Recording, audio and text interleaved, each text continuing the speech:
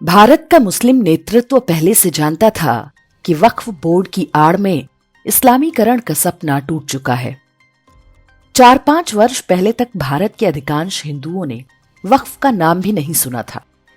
जिन्होंने सुना था उन्हें भी नहीं पता था कि वक्फ बोर्ड करता क्या है। जब पता चला तो सरकार पर दबाव बना और अंततः इस षड्यंत्र का भी वैसे ही अंत हुआ जैसे कश्मीर की धारा 370 और घुसपैठ के जरिए डेमोग्राफी बदलने के सपने। मुस्लिम नेता समझ चुके थे कि अब वक्फ की मनमानी नहीं चलेगी, लेकिन इसे बचाने के लिए वे अंतिम क्षणों तक लड़ते रहे। ईद पर काली पट्टियां बंधवाईं, नागपुर और महू में हिंदू मोहल्लों पर हमले करवाए, शाहीन बाग पार्ट 2 करने की घुड़की दी, सरकार में शामिल पार्टियों को देख लेने की धमकियां दी। जब कुछ काम ना आया तो संसद में बैठकर पूरी दुनिया को सुनाया कि भारतीय मुसलमानों के साथ बहुत गलत हो रहा है। उनके अंदर अलगाव की भावना आ रही है, उनके देश प्रेम पर संदेह किया जा रहा है, इत्यादि इत्यादि। ये बिल का मकसद सिर्फ मुसलमानों को जलील और रुस्वा करना है, मुसलमानों को दूसरे दर्जे का शहरी बनाने का इनका मकसद है। मुस्लिम समुदाय में अलगाव की भावना आज से नहीं, सदियों से है। संभवतः तभी से जब से अरब के कबीलों में उसका जन्म हुआ था। अलगाव की भावना के दम पर वे दुनिया भर में फैलने लगे। अलगाव की ताकत पर ही भारत का बंटवारा कराया।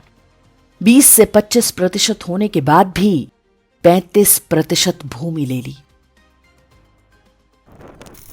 अलगाव की यह भावना कोई शिकायत नहीं जिसे दूर कर दिया जाए तो सब ठीक हो जाएगा। अलगाव की भावना उनका हथियार है, एक प्रकार का जाल है जिसमें फंसाकर मजबूत से मजबूत शत्रु को भी काबू में लाया जा सकता है। जब वे बार बार कहते हैं कि उनके साथ अन्याय हो रहा है, उनमें अलगाव की भावना आ रही है, तो पूरा शासन तंत्र ही नहीं, हमारे आपके जैसे सामान्य हिंदू भी बचाव की मुद्रा में आ जाते हैं। और यहीं से जन्म लेता है तुष्टीकरण।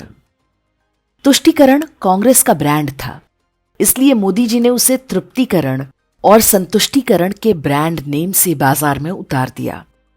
लेकिन तीनों बोतलों में जो माल है वो एक ही है।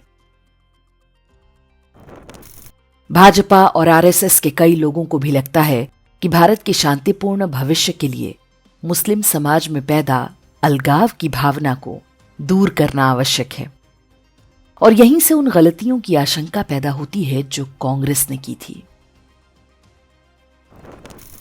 नरेंद्र मोदी सरकार ने देश के लिए बहुत सारे अच्छे काम किए, लेकिन पिछले 10-11 वर्षों में उसने एक भी कोई ऐसा कानून नहीं बनाया जिसके लिए कहा जा सके कि वो पूरी तरह हिंदू हितों को सुनिश्चित करता है। मुस्लिम महिलाओं को 3 तलाक से छुटकारा दिलाना हो या वक्फ बोर्ड को ठीक करना, ये काम आवश्यक थे, लेकिन इन सभी से हिंदुओं का सीधे तौर पर कोई लेना देना नहीं है। प्रधानमंत्री आवास योजना से लेकर राशन बांटने तक की जिन ढेरों योजनाओं पर भाजपा अपनी पीठ थपथपाती है, उन सभी के सबसे बड़े लाभार्थी मुसलमान हैं। हर सरकारी योजना का लाभ लाइन लगाकर लेने वाला ये समुदाय यदि इसके बाद भी अलगाव की भावना अनुभव कर रहा है तो ये समस्या उसकी है, हिंदुओं या हिंदुओं के वोट से बनी सरकार की नहीं। भाजपा हिंदुओं का वोट लेकर सत्ता में आती रही और कुर्सी पर बैठते ही अलगाव दूर करने की नीति पर चलती रही, तो उससे हिंदुओं के मोहभंग की प्रक्रिया तेज होने का खतरा है। हिंदुत्व का अर्थ केवल मुसलमानों की फटी चादर में पैबंद लगाना नहीं है। अब तक ऐसा ही करके बहुमूल्य समय बर्बाद किया गया। मुसलमानों में यदि अलगाव की भावना कुछ ज्यादा ही हिलोरे मार रही है तो उसे ठीक करने का उपाय उत्तर प्रदेश में योगी आदित्यनाथ ने करके दिखाया है। जो चाहे उस मॉडल से सबक ले सकता है। जो अलगाव की भावना दूर करने के चक्कर में पड़ेगा वो हिंदुओं द्वारा खुद ही अलग कर दिया जाएगा, वैसे ही जैसे गांधी और कांग्रेस को किया गया।